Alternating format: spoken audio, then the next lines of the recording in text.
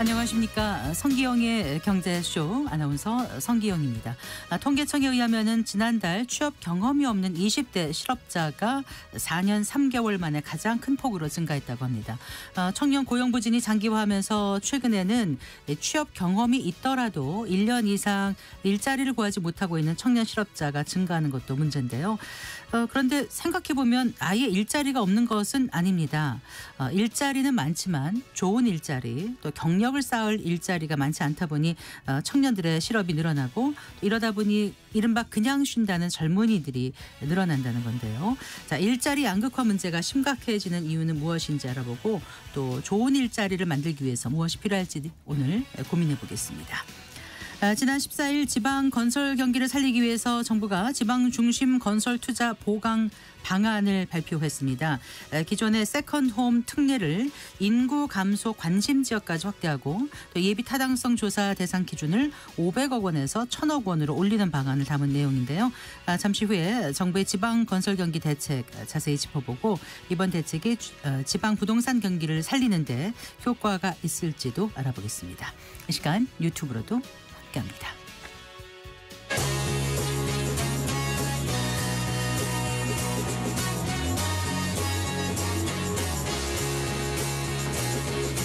경제 시야를 넓혀드립니다. 투자의 지름길을 안내합니다. 돈 되는 정보를 발견하는 시간. KBS 1라디오 경제쇼.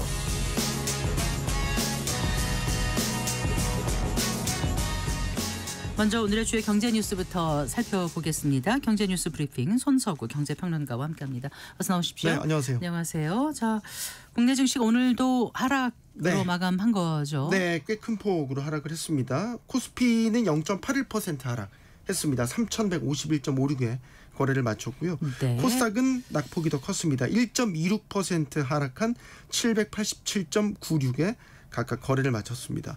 오늘 장 출발부터 하락세였고요. 네. 오전 한때는 코스피가 좀 낙폭이 컸습니다. 3,140선까지 밀려났습니다. 네. 이제 오장 들어서 낙폭을 회복하긴 했지만 또 외국인의 매도폭이 또 확대가 되면서 지수는 또 다시 낙폭을 확대해가는 그런 흐름을 보였습니다.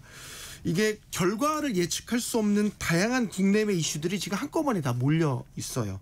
이런 것들이 불확실성을 가중시키면서 매도세를 촉발시키는 것으로 보입니다. 일단 미국, 러시아, 우크라이나 3자 회담 가능성 지금 부상하고 있죠. 이건 이제 러시아, 우크라이나의 휴전 협상이 정말 정점을 향해 치닫고 있는 그런 가운데 있는 것이고요. 이번 주 후반에는 또 잭슨홀 미팅을 앞두고 있기 때문에 파월 의장의 연설, 미국 기준금리 향방에 대한 전망도 안갯 속 있죠. 여기에 대해 국내에서는 주식 대주주 기준과 관련한 세제 개편안에 대한 불확실성이 계속되고 있는 양상입니다.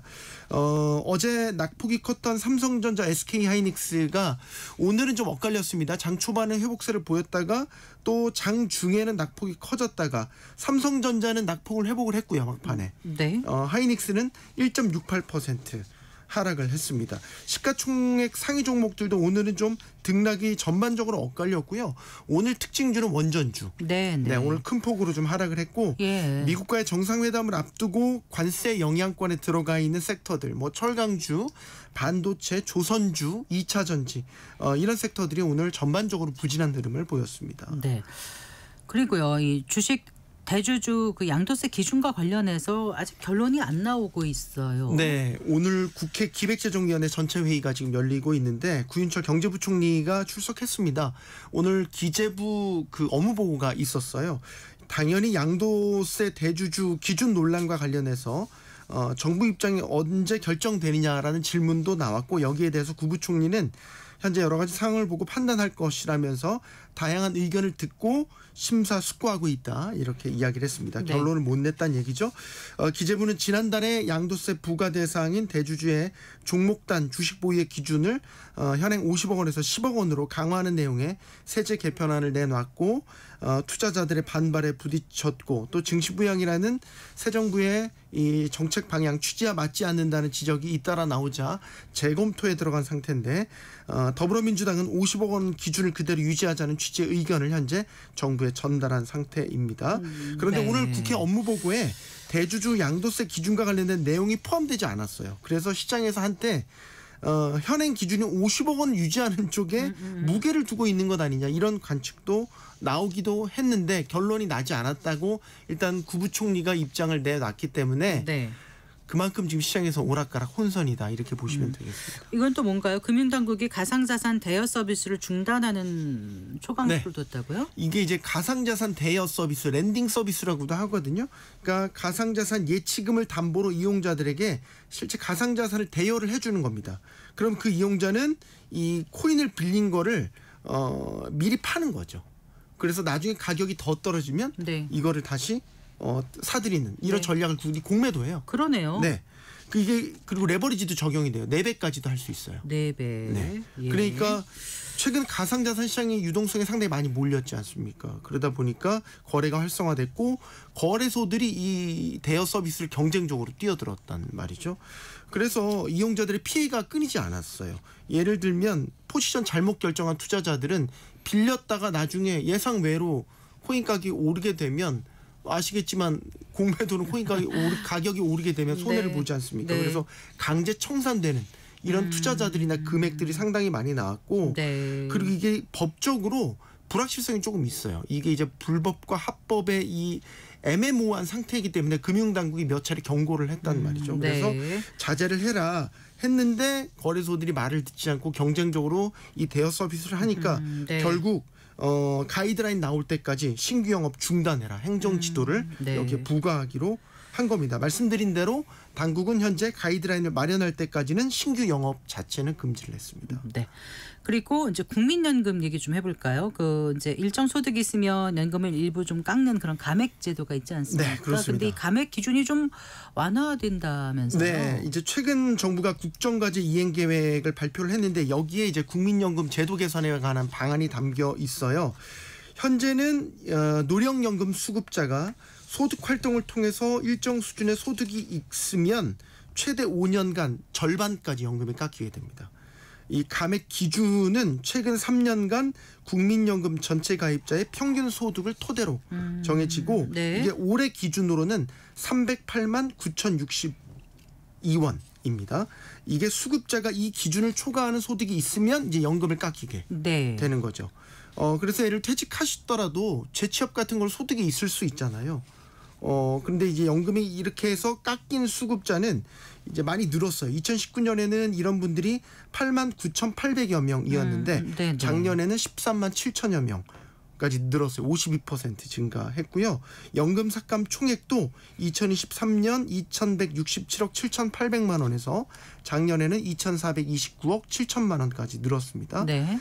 자, 문제는 이제 이런 삭감 제도에 대한 논란이 꽤 있었어요. 왜냐하면 연금을 받으시는 수급권자들은 어떻게 보면 자신이 연금 보험료를 낼 때는 성실하게 내신 분들이잖아요. 근데 이런 분들에 대해서 소득이 있다고 해서 연금을 깎게 되면 이건 성실 가입자들에 대한 역차별이 될 수 있다라는 논란이 하나가 있고 이거는 결국에는 연금 납부 의혹을 떨어뜨리는 것 그리고 노동 의혹 자체도 떨어뜨릴 수 있다라는 지적이 있었고요. 네. 네. 그러면 결과적으로 보면 연금 제도에 대한 신뢰가 많이 떨어지는 이런 부작용들이 있다라는 지적이 잇따랐습니다. 그래서 어떻게 감액 기준이 완화된다는 겁니까? 삭감 구간이 일부 네. 폐지가 됩니다. 아. 이제 삭감 수준은 아까 말씀드린 데 기준값이 있으면 네. 기준값을 초과한 정도에 따라서 5개 구간으로 나눠서 이제 깎이게 되는데요.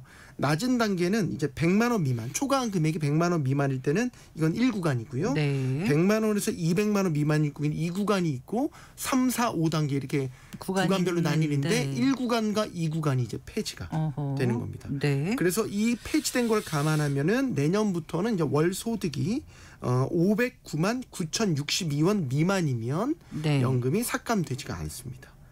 그리고 이제 이거는 타 직영연금, 뭐 공무원연금이나 군인연금, 사학연금 이렇게 유사한 감액제도를 갖고 있는 이런 연금들과의 형평성 등을 고려해서 나중엔 아예 폐지하는 방안까지도 검토하겠다. 이런 계획이 포함되어 있습니다. 그 기초연금에서 그 부부 감액제도 있는 거 이건 어떻게 됩니까? 그렇죠. 이제 기초연금에서는 부부 감액제도, 국민연금에서는 이제 소득이 있으면 깎는 감액제도가 있죠.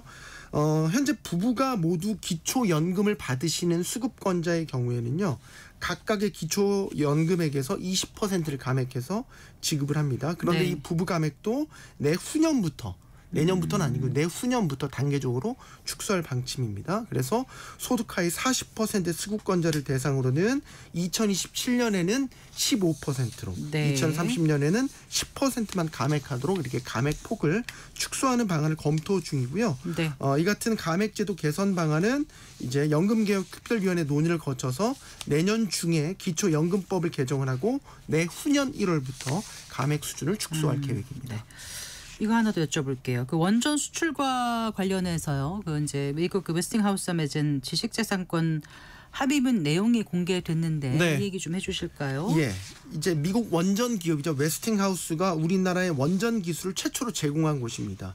근데 이후에 우리는 자체 원전 모델을 개발을 했죠. 한국형 원전을 개발을 해서 이걸 가지고 해외 수출도 네네. 지금 체코 원전까지 하면 2번 성공을 했죠. 그런데 이제 웨스팅하우스에선 이 한국형 원전 모델에 대해서도 계속해서 우리 기술을 침해하는 것이다.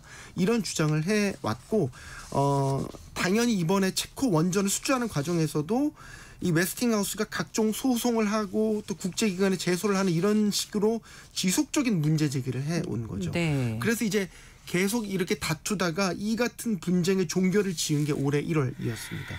그 당시 이제 한국전력, 한국수력원자력, 웨스팅하우스 이렇게 3자가 기술 분쟁과 관련해서 합의를 한 거죠. 네. 이 합의문 내용이 공개가 됐는데 여기에 네. 대해서 이제 지금 퍼주기 논란이 커지고 있습니다. 합의문을 보니까 이제 한수원이나 한전 등이 원전을 수출할 때 한 기당 6억 5천만 달러 규모의 물품이나 용역 구매 계약을 웨스팅하우스와 맺어야 돼요. 이게 이제 한화로는 9천억 원, 1조 원에 가까운 규모죠. 그리고 네. 이제 한 기당 기술 사용료도 내야 되는데 이거는 1억 7,500만 달러, 한화로 2,400억 원가량이 됩니다. 이런 조항도 네. 들어가 있는 것으로 알려졌고 또 하나 지금 이제 그 소형 모듈 원전 SMR이라고 해서 이게 이제 차세대 원전으로 부각이 되고 있는데 앞으로 차세대 이런 소형 모듈 원전을 개발해서 수출하는 경우에는 네. 이거 웨스팅하우스 기술 쓴 거 아니냐 이런 웨스팅하우스의 검증을 받아야 되는 조항도 포함된 것으로 알려졌고 이 계약의 존속 기간은 50년. 50년이라면서요? 네, 그렇습니다. 그래서 이제 합의 발표 당시에는 이게 이제 비밀 조항 의무가 있었기 때문에 내용이 공개되지는 않았지만 예상은 했죠. 어느 정도 로열티나 일감 같은 거를 제공하는 내용이 담겼을 것이라고 관측은 했지만 관측이 나온 바 있지만 네. 지금 공개된 내용들을 보니까 예상보다 너무 많은 걸 주는 게 아니냐라는 지적들이 나오고 있는 거죠. 쉽게 말해서 조 단위의 이런 일감, 로열티를 떼주면 우리가 해외 수출을 해도 과연 한국이 가져갈 수 있는 이익이 뭐가 남겠냐. 이런 이제 비판이 나오고 있는 거고요. 근데 또 다른 한켠에서는 지금 원전 시장이 뭐 AI 모멘텀을 기점으로 해서 원전에 대한 수요가 확대됐기 때문에 전 세계적으로 이제 원전 수요가 커지는 걸 감안한다면 네. 계속해서 발목을 잡고 있는 웨스팅하우스와의 이런 지재권 분쟁을 정리하고 갔어야 됐다. 네. 정리하지 못하면 어디 수출하려고 할 때마다 다 발목이 잡힐 것이다. 리스크를 없애는 네, 우선이었다. 그런 차원에서 네. 합리적인 선택이었다라는 분석도 있단 말이죠. 일단은 오늘 시장에서는 좀 부정적인 영향이 좀 큰 것 같습니다. 그래서 아까 말씀드렸지만 오늘 주식시장에서는 원전주들이 상당 부분 주가가 큰 폭으로 내려가는 이런 모습을 보였습니다. 네. 잘 들었습니다. 고맙습니다. 감사합니다. 경제 뉴스 브리핑 손서구 경제평론가와 함께했습니다.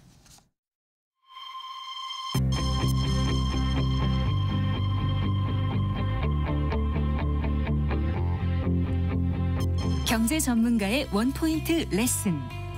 꼭 알아야 할 정보와 이슈를 알기 쉽게 풀어드립니다. 대한민국 경제 고수와 함께 투자의 맥을 짚는 KBS 1라디오 경제쇼. 진행의 성기영 아나운서입니다.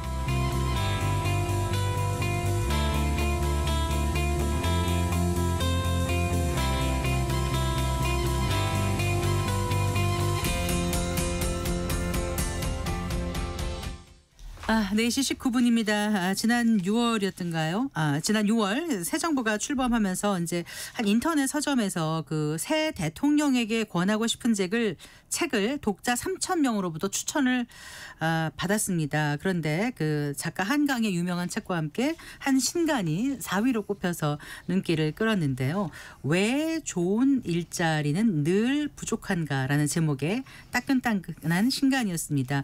국제노동기구인 ILO에서 일하는 이상헌 고용정책국장이 써낸 책인데요. 글쎄 그만큼 일자리에 대한 심각성을 인식하고 있기 때문이 아닐까 싶습니다. 왜 좋은 일자리는 늘 부족한가라는 이 책에서 저자는 부자 나라에서도 일자리는 많은데 정작 부족한 것은 좋은 일자리라면서 특히 청년층이나 여성층, 노년층은 최저임금 수준의 돈을 받으면서 고통을 감내하고 있다고 지적하고 있습니다. 자, 오늘 이 저자 만나보겠습니다. 국제노동기구인 ILO 사무국 9개 정책 담당 사업국장 중에서 유일한 아시아 출신 국장이라고 하네요. 이상원 고용정책국장과 함께합니다. 어서 오십시오. 네, 반갑습니다. 네, 반갑습니다. 네. 쭉 제네바에 계신 거죠? 예, 그렇습니다. 네, 그런데 예. 어떻게 이번에 한국에 들어오시게 됐나 봐요. 반갑습니다. 예, 제 부모님이 연로하셔서 또 돌보기도 해야 되고 그래서 네. 이번에 잠시 들어왔습니다. 네. 예. 많은 분들이 이제 국제노동기구 ILO는 들어는 봤는데 정말 어떤 일을 하고 있는지 구체적으로는 잘 모르시는 분들도 계실 거고 심지어 사무실이 어디 있을까 이런 궁금증을 갖고 계신 분들도 계실 것 같아서 잠깐 좀 소개해 주시고 이제 본론으로 들어가 볼게요. 예, 사무실부터 말씀드려야겠네요. 네. 사무실은 이제 스위스 제네바에 있고요. 만들어진 지는 100년이 넘었습니다. 그렇군요. 1차 세계대전 이후에 네. 일터의 평화 없이는 세계 평화는 없다라는 고하에서 만들어진 거고요. 주로 하는 일은 국제 노동 기준을 만든 다음에 그걸 네. 이제 각 나라에 실현을 하는 겁니다. 네. 여러분이 잘 아시는 주 48시간 노동, 그게 국제 노동 협약 1호가 되겠습니다. 네. 뭐 두 가지 좀 오해가 있을 것 같아서 말씀드리는데 일단 ILO는 UN 기구입니다. UN 네. 전문국의 일부고요. 두 번째는 노동조합이 아니고요. 국제 노동기구로 해서 오해하시는 분들이 계시는데 네. 노사정 기구입니다. 네. 그래서 저희들이 늘 예를 들어서 상징적으로 말씀드리는 게 저희들 그 출입문에 열쇠가 3개가 있습니다. 하나는 정부를 상징하고요. 하나는 기업, 네. 하나는 노동자를 상징해서 이 3개가 항상 동시에 꽂혀서 같이 네. 돌려야지 문이 열린다라는 네. 것이 이제 ILO의 정신이기도 네. 합니다. 서울대학교 학부와 대학원에서 경제학 전공하시고 바로 가신 건가요? 예, 영국으로 이제 유학을 갔다가 네. 거기서 학위를 마치고 네. 바로 갔습니다. 그러니까 첫 정규직이자 마지막 정규직이 되지 않을까. 한 직장에서 지금 계속 계신 거예요? 예, 불행인지 다행인지 모르겠습니다. 예. 그렇군요. 예. 근데 거기서 지금 여러 연구 논문과 저서를 꾸준히 내오신 걸로 알고 있는데 이번에 내신 책이 네. 제목이 왜 좋은 일자리는 늘 부족한가. 예. 정말 이제 많은 분들이 궁금해하는 건데 책에 이제 담으셨거든요. 네. 그 책에 있는 내용하고 평소 생각하시던 거를 좀 말씀해 주시면 감사하겠습니다. 일단 국제노동기구의 기준과 시각으로 봤을 때 우리 이제 한국의 경제 규모라든가 예. 국제사회에서 차지하는 어떤 그 위상 이런 걸 고려해 봤을 때 또 이제 비슷한 다른 국가들하고 비교해 봤을 때 우리 한국의 어떤 노동의 질, 뭐 임금 이런 건 어떻게 평가하시겠어요? 제가 아이로 일한 지 지금 26년, 27년 차 돼 가는데요. 네. 제가 처음에 일할 때 비교해보면 한국의 위상이라는 건 정말 말도 못할 정도입니다. 그러니까 네. 왜 상전벽해라는 말이 있지 않습니까? 딱 상전벽해. 네. 그게 딱 한국에 해당되는데 뭐 경제 분야, 사회 분야, 문화 이런 데 이제 부러움의 대상이 돼 있는 건데요. 근데 노동 쪽에도 개선이 많죠. 뭐 임금이 많이 올라가고 이런 건 있는데 그래서 좀 그 전체적인 한국의 지금 위상에 비해서는 좀 많이 좀 처지는 면이 있습니다. 특히 네. 노동의 이제 질에 관련된 거, 뭐 산업 안전이라든지 차별이랄지 격차의 문제 이런 거는 아주 좀 뭐 큰 숙제로 남아 있는 것 같고요, 상대적으로. 네, 네, 네. 그래서 뭐 저 개인적인 바람은 한국인 바람으로서는 지금 K 전성 시대이지 않습니까? K 팝, K 문화, 뭐 요즘은 K 디모크라시 이런 이야기도 하는데 네. K 노동도 좀 생겼으면 좋겠다는 바람이 있습니다. 네, 그래요. 네. 자, 지금 이제 노동의 질 측면을 짚어주셨는데 구체적으로 조금 더 말씀해 주신다면 어떤 게 문제점이라고 보세요? 제일 큰 주제는 산업 안전이고요. 네. 그러니까 경제 규모나 경제 수준에 비해서 산업 안전, 특히 이제 산재 사망 사고가 맞습니다. 압도적으로 너무 많습니다. 도저히 설명이 안 될 정도로 네. 국제 기준적으로 보면. 네.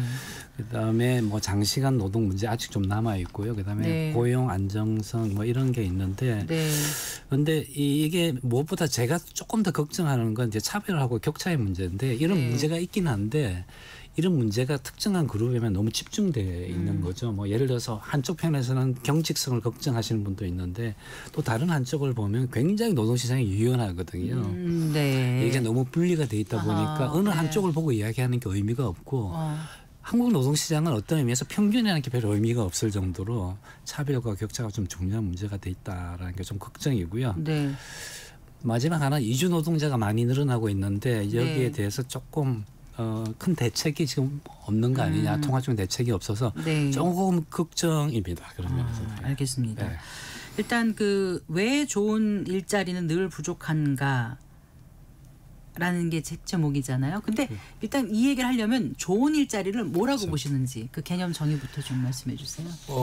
책 제목 그렇게 잡았지만 쉽지는 않은 질문이죠. 왜냐하면 뭐 개인마다 생각이 다를 수도 있고 나라마다 또 문화적 차이에 따라 다를 수가 있는데 저는 조금 이렇게 대다수가 동의할 수 있을 만한 차원, 이런 차원, 원칙적인 차원으로 한 4가지 생각하는데요. 네. 첫째는 우리가 살려고 일을 하는 거니까 일을 하면서 죽거나 안전이 위협을 받는다니 건강이 위협을 받아서는 안 되겠죠. 네. 일단 안전과 건강이 제일 중요한 제일 거고요. 중요한 거죠. 그리고 살려고 일을 하는 거니까 그 일을 통해서 뭔가 벌이는 어느 네. 정도를 확보해야 될 거고요. 네. 그다음에 세 번째 제가 생각하는 건 어떤 일을 하든지 어떤 종류의 일을 하든지 벌이와 상관없이 존중을 받을 수 있는 그런 일자리, 네. 그러니까 차별이 없어야 된다는 얘기가 되겠죠. 네. 근데 이런 원칙이 있다 하더라도 예. 사실 구체적인 현장에서 여러 가지 문제가 있을 수 있는데 그 문제를 제일 잘 아는 사람은 노동자 자신이고 기업 자신들이거든요. 네. 이런 문제를 현장에서 목소리를 내서 해결할 수 있는 방식. 그래서 저는 존중, 목소리 네. 이것도 세 번째, 네 번째로 중요한 차원이라고 생각합니다. 안전이 제일 중요하고 일정 정도의 소득은 있어야 되고 존중받는 가운데 스스로의 목소리가 좀 보장될 수 있어야 된다. 이게 좋은 일자리다 이렇게 이제 그렇습니다. 개념 정의를 해주셨는데 그러면 이제 좋은 일자리를 대부분 사람들은 그래 일단 임금이 많으면 좋은 일자리 아닌가라고 생각하는 분들이 많을 것 같아요. 일단 임금으로 좀 맞춰서 본다라면. 네. 해마다 그 임금 정할 때 치열하게 싸우거든요. 네, 최저임금 결정할 때도 그렇고요. 근데 이게 우리나라만 그런 게 아니라면서요. 예, 그렇죠. 네. 어디 가나 힘들죠. 그런데 이게 힘든 뭐 이유나 뭐 이걸 어떻게 해결하는 방식은 많이 다른데요. 그러니까 실제적인 연구를 한 거 보면 최저임금이 적정 최저임금이 딱 하나의 숫자는 아닙니다. 보통 보면 어떤 구간으로 주어지거든요. 구간. 예를 네. 들어서 예를 들면 9,500원부터 1,500원 뭐 이런 구간을 보통 주어지고 그 내부에서 결정이 되면 노동시장에 큰 부정적 영향이 없이 운영이 될 수 있는 건데 네. 그 중에 하나를 골라야 되잖아요. 네. 그러다 보니까 조금 역설적으로 좀 치열한 면도 좀 있다고 볼 수가 있습니다. 그런데 유독 한국은 조금 더 다른 나라에 비해서 좀 더 치열하고 네. 때로는 좀 소모적인 논쟁이 있지 않은가 하는 느낌이 들 정도로 치열하다고 볼 수 있습니다. 네. 그 최저임금제를 두고 조심스러운 축복이라는 표현을 쓰셨죠. 이건 예. 어떤 의미였습니까? 왜냐하면 최저임금에 대해서 일반적으로 특히 경제학자들 중심으로 해서 좀 걱정이 좀 있어요. 최저임금을 만약 하게 되면 이게 임금이 너무 높아져서 네. 실업이 생기지 않느냐, 오히려 일자리를 없애는 거 아니냐 걱정이 많은데 실증 연구를 보면 그런 증거는 그렇게 많지는 않아요. 실제로 그거는 실증 연구를 외국 사례를 하셨나요? 우리나라 사례까지 다 보셨나요? 포함했어요. 모든 사례를 다 포함해서 전 세계적으로 저희들이 뭐 항상 이걸 모니터를 하고 있는데요. 네. 물론 이제 일부 그런 발표가 있긴 한데 대부분은 90% 이상은 그런 영향이 없는 걸로 이게 나오고 있어서 네. 그래서 그런 면에서 좀 이 최저임금에 대해서는 좋은 소식, 축복인데, 네. 근데 그 이면에 깔려져 있는 건 뭐냐면 모든 국가들이 최저임금을 굉장히 조심스럽게 다루어요. 그러니까 정책 설계를 할지 논의라고 할지 이런 걸 좀 꼼꼼하게 잘 챙기면서 부정적 영향을 줄이려고 이제 하고 있는데요. 네, 지금 부정적인 영향이라는 표현하셨는데 어떤 부정적인 영향? 부정적인 영향이 생길 수가 있으니까 그걸 네. 미리 예측하고 그걸 줄이려고 노력을 이제 많이 하는 편이죠. 네. 다시 말씀드리면 최저임금 수준을 설정할 때 그만큼 정책을 설계하는 거 아주 꼼꼼하게 구체적인 걸 다 챙기고 만일에 부정적인 상황이 생길 수 있으면 네. 그걸 거기에 대처할 수 있는 대안적 정책이나 보완적 정책 이런 게 같이 도입되는 거죠. 뭐 예를 들자면 한국에서는 지금 최저임금 논쟁이 약간 을들의 전쟁이 돼 있잖아요. 을들의 전쟁. 그러니까 자영업자와 최저임금 노동자 간에 좀 어떻게 보면 굉장히 신경적인 좀 대립이 있는데 그거는 이제 사실 그렇게 숨통을 좀 틔우려고 하면 자영업자를 좀 지원해 줄 수 있는 정책이 패키지로 들어가야지 네. 최저임금 논쟁이 좀 쉬워질 수 있거든요. 네. 그걸 자영업자가 오로지 임금 문제를 통해서만 본인들의 뭐 경쟁력이나 이런 걸 확보하려고 하면 힘든 상황이죠. 네, 알겠습니다. 여러 가지 여쭤봐야 돼서 그 최저임금만 제가 지금 짚을 수는 없어가지고요. 그런데 이제 우리가 그 일자리를 얘기를 할 때 일자리가 이제 뭐 없는 거라든가 단순히 부족하다 이런 문제가 아니라 말씀하신 좋은 일자리 그리고 누구나 일하고 싶은 일자리가 부족하다는 게 지금 문제인 거잖아요. 그게 이제 다른 나라도 크게 다르지는 않을 것 같긴 한데 우리나라가 좀 유독 그게 문제가 심각하다고 보십니까? 어떠세요?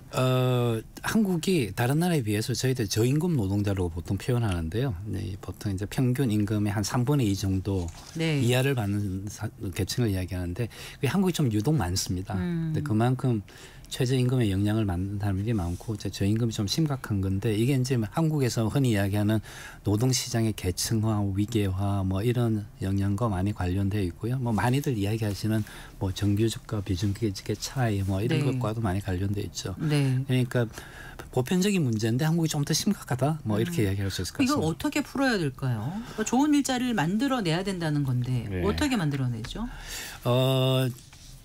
이게 물론 쉬운 과제도 아니고 좀 장기적인 노력이 필요한 과제도 있기도 한데 좋은 기회이긴 하여 지금 보면 지금은 모든 사람들이 사실 산업 정책이니 산업 전환이니 뭐 새로운 산업을 만들자는 얘기를 많이 하지 않습니까?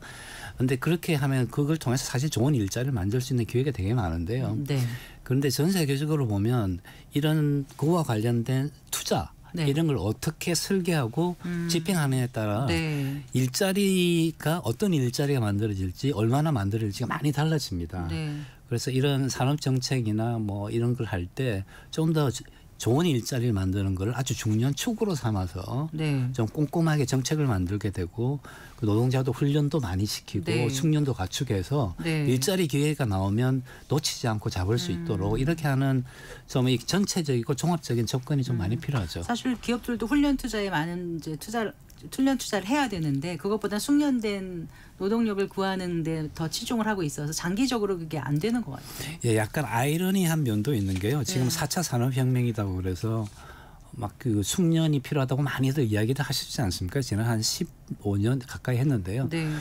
역설적으로 사실 그 기업이나 정부의 그 훈련 투자 이는 전체적으로 줄고 있어요. 네. 그러니까 어떻게 보면 말잔치일 수도 있다고 오해를 할 수 있을 정도로 그 둘 간의 격차가 있는데 네. 그걸 어떻게 줄일 것이냐가 아주 중요한 과제인 것 같습니다. 네. 아까 한국 노동시장 문제점 짚으시다가 이주 노동자가 늘어나고 있는데 여기에 대한 어떤 뭔가 대책이라든가 이런 게 좀 잘 보이지 않는 것처럼 말씀을 해주셨거든요. 예.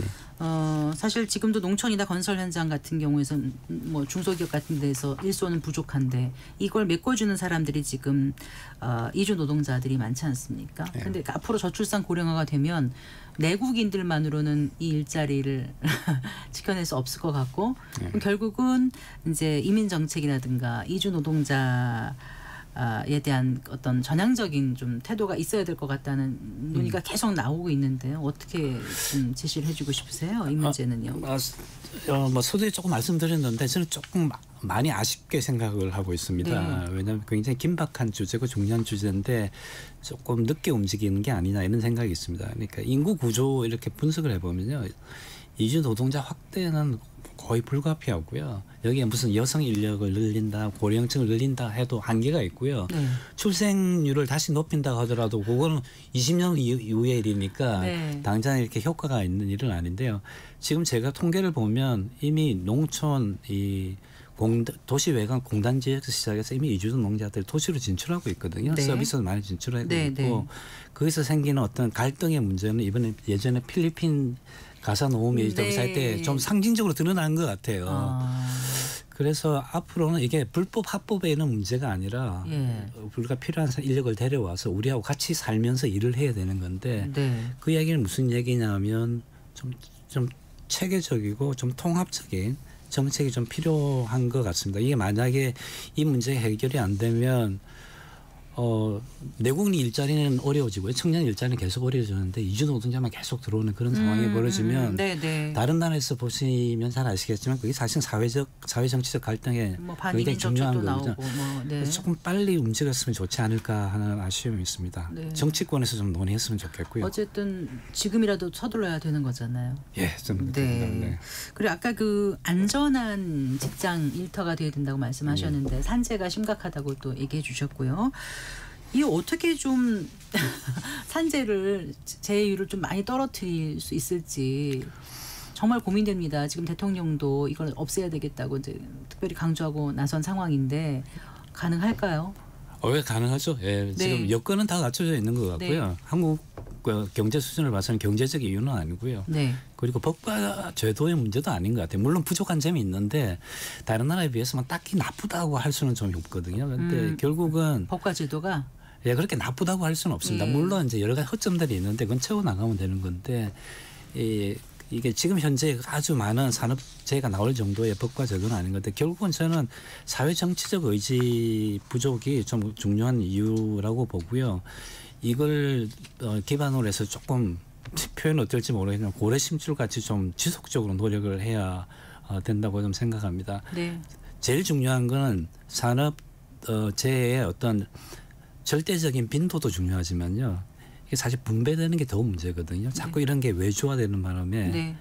특정 계층이나 비정규직이랄지 이주 노동자나 이런 분들이 이걸 압도적으로 그 위험을 감수하고 있거든요. 그러다 보니까 거기서 멀리 떨어져 있는 분들은 아무래도 관심이 좀 덜하고 네. 지속적으로 관심을 가지기도 좀 힘들거든요. 네. 그래서 이걸 좀 사회적인 어젠다로 삼고 네. 소비자들도 조금 할 수 있는 역할이 있지 않을까 이렇게 생각합니다. 네. 예.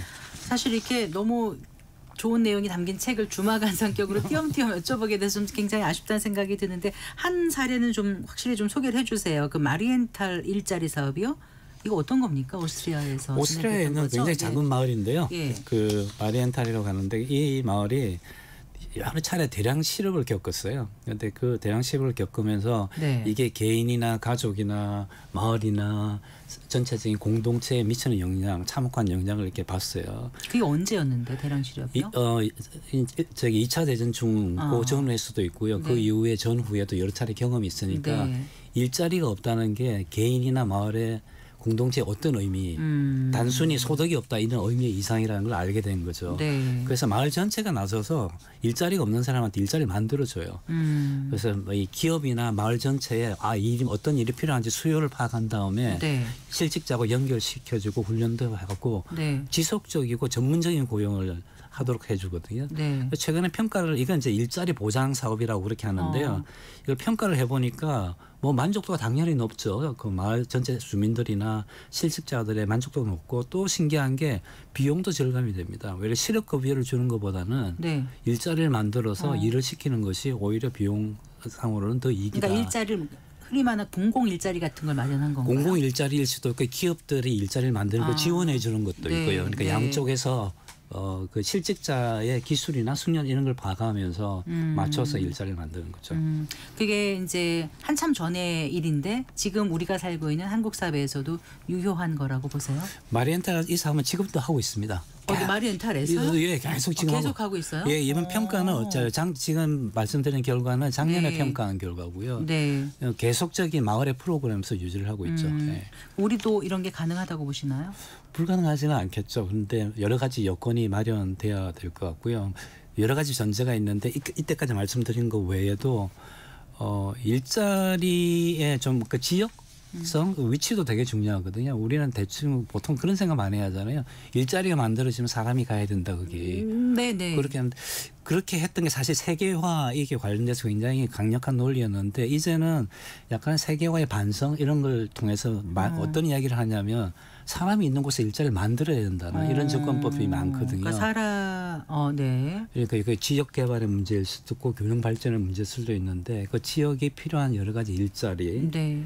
수요 같은 걸 잘 파악해서 좀 체계적으로 정책을 펴면 좋은 일자리를 만들 기회를 많고 그리고 그게 최근에 뭐 도시화의 문제나 뭐 집중화의 문제와 관련된 네. 것도 어느 정도 해소할 수도 있고 특히 청년 일자리 해소하는데 꽤 효과적입니다. 네. 좋은 일자리가 무엇인가 다시 한번 이제 생각해 보게 만드는 그 인터뷰였는데요. 자, 꼭 하시고 싶은 말씀 있으실 것 같아요. 네. 예. 뭐 좋은 일자리라고 많이 이야기를 해주셨는데 사실 한국 정도의 경제 수준이 되면 네. 뭐 일자리 양이냐 질이냐 하는 거는 별로 의미가 없던 논의인 것 같고요. 한국이 지금 할 수 있는 건 좋은 일자리를 만드는 거지. 네. 뭐 일자리 양을 늘려야지 뭐 당장 질을 걱정할 필요 없다 이런 거는 의미가 없는 것 같고요. 그리고 이 GDP 이런 게 올라간다고 해서 좋은 일자리가 무조건 만들어지는 건 아니거든. 좀 네. 사회적이고 정책적인 의식적인 노력이 많이 만들어지고요. 이게 얼마나 중요한지는 최근에 무역 전쟁을 보면 아시겠지만 지금 무역 전쟁 핵심적인 게 우리나라에 좋은 일자리가 필요하다라는 게 그게 정치적으로 깔려 있는 거잖아요. 자국에게. 예. 그만큼 좋은 일자리가 지금 이 시대에 큰 화두가 되어 있고 그만큼 어떤 경제 상황이든 간에 어떤 경제적인 성과든 간에 결국은 그 구체적으로 살아가고 있는 삶에 특정한 혜택을 주지 않으면 참으로 그 사실 그 혜택 자체가 공허하게 느껴질 수도 있다는 거고 네. 그 핵심이 좋은 일자리가 아닐까 생각합니다. 그 단순히 임금만 많이 주는 일자리가 좋은 게 아니라 좀 가치가 좀 변해야 되지 않나 이런 생각도 하게 돼요. 그렇죠. 이게 요즘 사회 통합의 문제, 정치 통합의 문제를 많이 말씀하시는데 좋은 일자리가 그런 게 하나의 중요한 단서가 될 수 있다고 생각을 합니다. 알겠습니다. 네, 말씀 잘 들었습니다. 고맙습니다. 네, 감사합니다. 네, 왜 좋은 일자리는 늘 부족한가의 저자 국제노동기구 아이로의 이상원 고용정책국장과 얘기 나눠봤습니다.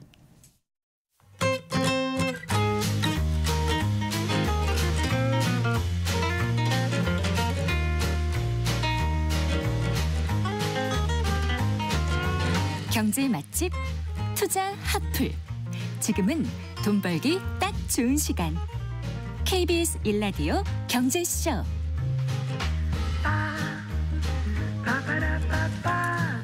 부동산 시장을 한 뼘 깊게 분석해보고 한 발 빠르게 전망해보는 순서입니다. 부동산 투자 분석 우리은행의 함영진 부동산 리서치 랩장과 함께하겠습니다. 어서 나오십시오. 네, 안녕하세요. 네, 그 8월 14일이었죠. 그 지방 중심 건설 투자 보강 방안이 발표됐던데 네. 이 안에 보니까 이제 인구 감소 지역의 세컨드 홈의 특례를 확대하기로 했지 않습니까? 네, 네. 기존과 어떻게 달라지는지 비교해서 말씀해 주세요. 네, 일단 현행 지방의 세컨드홈 정책에 대해서 좀 말씀을 드릴게요. 네. 그러니까 1주택자가 지방의 인구 감소 지역에 주택을 구입할 때 이제 각종 세제 혜택을 주는 것인데요. 이제 취득세 같은 경우는 이제 무주택자 또는 1주택자가 인구 감소 지역에 한 채를 더 구입하실 때 최대 이제 50% 정도 감소할 수 있게 이제 세액 처리를 받겠고요. 이제 양도소득세 같은 경우는 기존에 주택이 있지만 지방에 추가 한 채를 더 매입함으로 인해서 중과 적용을 받지 않습니다. 오히려 기존 네. 주택에 대한 비과세 한도 10억 원까지 받고 장기 보유 특별공제도 80%까지 받게 되고요. 그 이제 보유세 같은 경우는 종부세가 있죠. 근데 네. 종부세 같은 경우는 이제 기본 공제는 12억 원까지 그리고 고령자 장기 보유 세입 공제도 80%까지 받으실 수 있겠고요. 그다음에 이제 재산세인데요. 이제 기존 주택에 대해서는 세율 인하라든지 이제 공정시장 가액 비율의 특례 적용 이런 아하. 부분들까지 혜택이 주어집니다. 그럼 이번에 발표된 대책은 지금보다 더 완화를 한다는 거예요? 어떻게 한다는 거예요? 그렇죠. 예. 뭐 1주택자가 지방에 추가 주택 구입할 때 이제 기존 주택에 대해서 1세대 1주택 특례를 부여하는 이제 세컨드홈 세제 지원의 대상 지역을 좀 늘립니다. 네. 지금은 이제 인구 감소 지역인데 이제 인구 감소 관심 지역까지 늘리게 되고요. 네. 그리고 이제 비수도권의 인구 감소 지역에 대해서는 이제 주택가액의 제한을 크게 풀 예정에 있는데요. 네. 뭐 이를테면 양도소득세 그리고 종부세, 재산세 특례를 받을 수 있는 주택의 공시가격이 현재는 4억 원인데 이제 그게 네. 9억 원까지 높아지게 되고 네. 또 취득세 특례를 받을 수 있는 주택의 가액도 이제 3억 원에서 10억 원까지 확대됩니다. 그러니까 인구 감소 지역에서 인구 감소 관심 지역으로까지 확대한다고 말씀하신 거잖아요. 네. 그러면 지역의 규모가 어떻게 달라지는 거죠? 어느 정도? 100개 정도가 이제 넘어가게 됩니다. 일단 이제 행안부가 그 지방자치 분권 및 지역균형 발전에 관한 특별법에서 근거해서 지정한 지역이 인구 감소 지역인데요. 네. 전국적으로 총 이제 89곳 정도 있습니다. 현재 뭐 부산, 동구, 서구, 영도구 외에도 대구 같은 경우는 이제 남구, 서구, 군위군이 있고요. 네. 뭐 이외에도 강원, 충북, 충남, 전북 등지에 많이 포진해 있는데요. 네. 반면에 이제 인구 감소 관심 지역은 이제 인구 감소 가능성이 크기 때문에 정부가 좀 추가 관리를 해야 된다는 지역이라고 생각하시면 될 것 같습니다. 현재 전국적으로 한 18곳이 있는데요. 수도권도 있습니다. 인천 동구 네. 이제 이 지역을 제외하고 이번에 세제 혜택을 받을 수 있는 지역이 이제 17개 지역 정도가 세제 혜택을 받겠고요. 뭐 예를 들면 뭐 강원도 강릉, 동해시, 뭐 부산 중구, 금정구 뭐 이런 지역이라고 할 수 있겠고 뭐 인구 구조나 인구 이동의 추세를 봤을 때 뭐 가까운 미래에 인구가 감소할 우려가 있는 지역에 대한 특례를 조금 더 주겠다고 보시면 될 것 같습니다. 네, 그렇군요. 그러면 이 세컨드 홈 세제 혜택이라는 게 2주택 이상 네. 다주택자라든가 아니면 같은 그 지방 소재에 이미 주택을 갖고 있는 분들 같은 경우는 해당이 안 되죠. 안 되는 거죠? 네, 맞습니다. 그러니까 이미 이제 주택을 2채 이상 가지고 계신 분들이라든지 또는 지방 세제 혜택을 받을 수 있는 인구 감소 지역 또는 인구 감소 관심 지역에 주택이 이미 있는데 그 지역에 주택을 추가 구입하는 부분들은 세컨드홈 특례를 받으실 수 없게 됩니다. 뭐 네. 예를 들면 이제 강원도 평창에 집을 한 채 가지신 분이 뭐 평창에 한 채를 더 사면 이분은 이제 세제 혜택을 1주택자로 받으실 수 없겠고요. 2주택자로 보고 세제 혜택을 주지 않기 때문에 반드시 이런 부분들을 확인하셔야겠습니다. 그렇군요. 그 지방 세컨드홈 세제 혜택과 함께 그 이제 인구 감소 지역에 한정해서 매입형 아파트 그 10년 민간 임대를 한시적으로 1년 동안 복원한다면서요? 네, 맞습니다. 이 얘기도 좀 해주실까요? 사실 이제 민간 매입임대 사업이라고 하면 네. 지금 이제 아파트는 사업을 중단해 놓은 상황이고요. 6년 단기 이제 비아파트 연립다세대, 단독다가구 같은 매입임대 사업자에 대한 세대 혜택을 주는 부분들만 남아 있는 상황인데요. 이번에 이제 인구 감소 소재 임대주택에 대한 세제 지원을 통해서 네. 정부가 지방의 주택 수요를 조금 늘려보겠다. 뭐 이런 보관을 가지고 있는 것으로 보여집니다.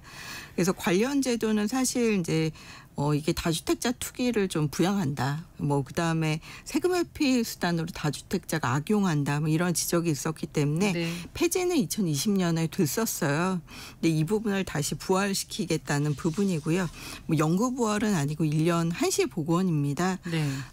그래서 여기서 이제 인구 감소 지역의 민간 임대주택은 1년간 한시적으로 6년 단기 또는 10년 장기 유형 모두 취득세 중과 배제를 받게 되고요. 네. 또 취득세 주택수 제외의 특례를 받게 되는데요. 네. 근데 이제 이 제도가 아직 법안이 통과가 되지 않았습니다. 그래서 네. 법 개정 완료 이후에 2026년 12월까지 이제 등록한 아파트에 세제 혜택을 주기 때문에 네. 법 개정 여부를 살펴보시고 매입임대 사업을 하시고 그 안에서 지금 이제 당장 하시면 안 되는군요. 맞습니다. 운영 네. 수익을 챙기셔야겠습니다. 알겠습니다. 그 지방 그 준공후 미분양 주택을 구입하는 사람들에 대해서 세액 부담을 완화하는 방안도 포함되지 않았습니까? 이번 8.14 대책이요? 맞습니다. 사실 이제 미분양 주택이 뭐 전국적으로 6만 호를 넘어선 상황이고요. 이제 지방이 좀 많이 몰려 있죠. 그래서 지방의 악성 미분양 주택 매입 때 부여하는 세제 혜택을 이제 내년 말까지 1년간 한시적으로 연장할 예정에 있습니다. 그러니까 1주택자가 마찬가지입니다. 이것도 이제 무주택이실 필요는 없겠고요.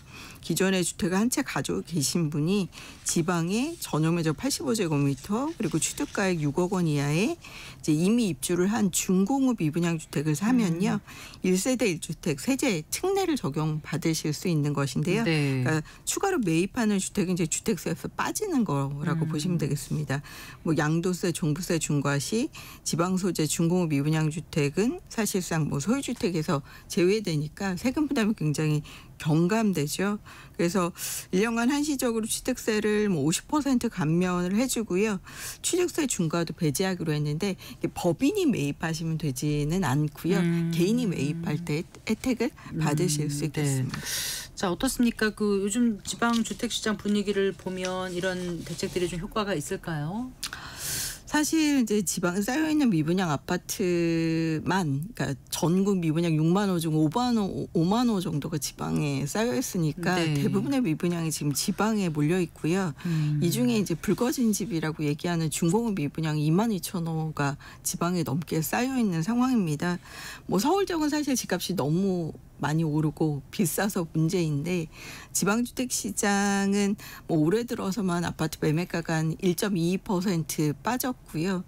특히 뭐 대구 같은 경우는 올해 3% 이상 매매 가격이 하락한 상황입니다. 네. 뭐 지방 경기도 위축돼 있고 또 이런 부분들이 후방 산업에 미치는 영향을 고려했을 때 네. 정부가 좀 규제를 완화한 건데요. 일단 주택의 매입 부담을 낮추고 한 채 더 살 때 세금 혜택을 주는 것이기 때문에 일부 지방의 미분양에서 그리고 지역 내 주택 수요 개선에는 좀 도움이 될 것으로 보여지긴 합니다.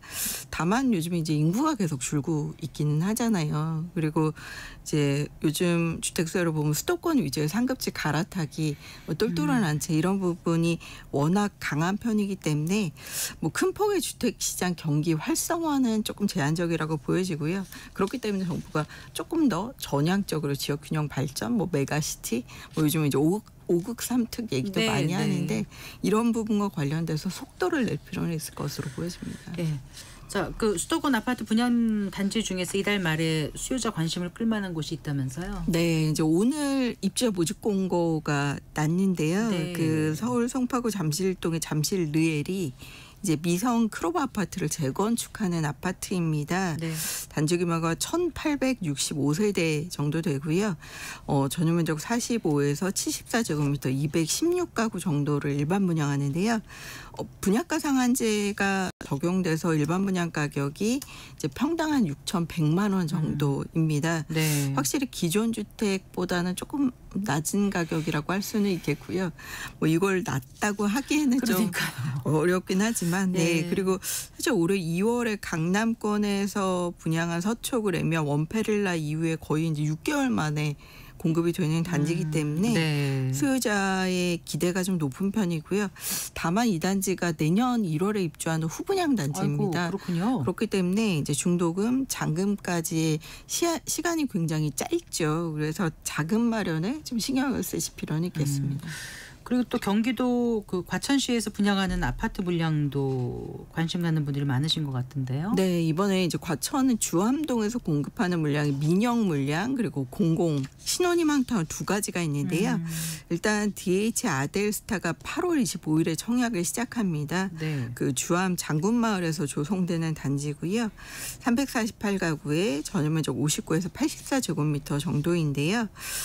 과천시하고 수도권에 거주하는 만 19세 이상 그 세대주 그리고 미성년자 청약하실 수 있겠고요. 미성년자인 세대주가 청약하실 수 있겠고요. 과천시 거주자가 우선 당첨됩니다. 그렇기 때문에 네. 과천에 거주하시는 분들이 굉장히 유리하다고 할 수 있겠고요. 분양가는 어느 정도 돼요? 분양가는 평당 한 6,400에서 7,200만원입니다. 여기가 아까 잠실 르엘보다 더 비싸요? 네, 맞습니다. 분양가 상한제가 오. 적용되지 않기 때문에 그렇군요. 가격은 좀 비싼 편입니다. 네. 그리고 과천 주암동의 공공주택지구 C2 블럭에 공급하는 신혼희망타운이 이제 18일부터 청약을 받고 네. 있는데요. 여기도 전용면적 46에서 55제곱미터고 네. 686세대 규모입니다. 이제 신혼희망타운이기 때문에 무주택 신혼부부 네. 그리고 예비 신혼부부 한가족 가족만 그러니까 한부모 가족만 예, 청약하실 수 있겠고요. 네. 과천에서 1년 이상 거주한 시민이 우선 당첨권이 있겠습니다. 알겠습니다. 그 627 그 가계대출 규제가 나오면서 분양시장에 참가하는 청약자들도 주의해야 될 부분이 있을 것 같은데요. 예, 맞습니다. 이제 자금 마련 굉장히 좀 신경을 쓰셔야 되는데요. 그 627 부동산 대책에 따라서 수도권의 주택담보대출이 6억 원 한도의 캡이 씌워져 있죠. 네. 그리고 대출 받으면 6개월 안에 실입주를 하셔야 됩니다. 그리고 중도금 대출까지는 좀 여유가 있을지 모르겠지만 이제 잔금으로 넘어가서는 이 규제를 동일하게 적용받을 수 있겠고요. 네. 소유권 이전 조건부 전세 대출도 막았기 때문에 네. 뭐 잔금 마련 신경 쓰실 필요가 있겠습니다. 알겠습니다. 잘 들었습니다. 고맙습니다. 네, 고맙습니다. 함영진 우리은행 부동산 리서치 랩장과 함께했습니다. 마칠 시간입니다. 성기영의 경제쇼 오늘 순서 여기까지입니다. 아나운서 성기영이었습니다. 고맙습니다.